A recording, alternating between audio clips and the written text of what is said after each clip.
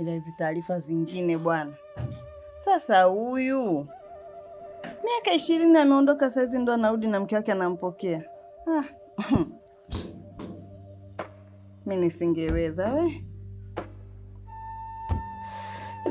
Zinywele sasa nizifumue. Chumi, mwanangu. Abe, nilete chanua hapo.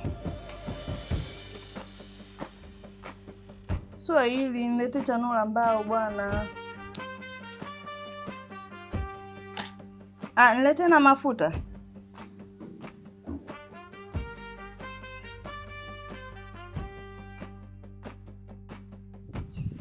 Na wewe naye ujiongeze, mimi tokea lini nikapaka ya mafuta ya maji?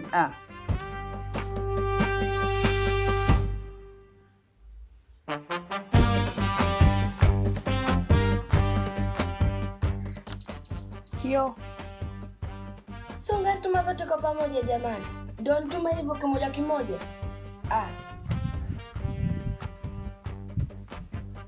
Watoto wa siku hizi.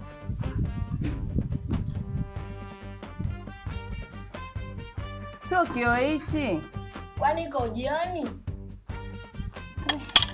Hichi haoni kimepasuka. Nilete kile kio kingine bwana.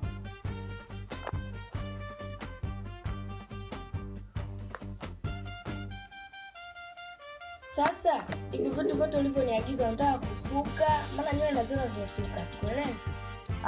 Hapa nataka kufumua. Hapa kilichofanya nikuagize hivi vyote, nataka kwanza kufanya pre-poo. Nini? Pre-poo, yaani maandalizi kabla ya kufumua.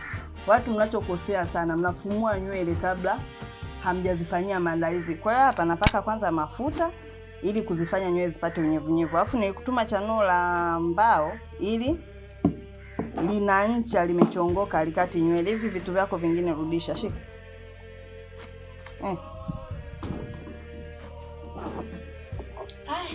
Endelea mwaya na kazi yako. Mwanangu, si unja nifumue? Tena.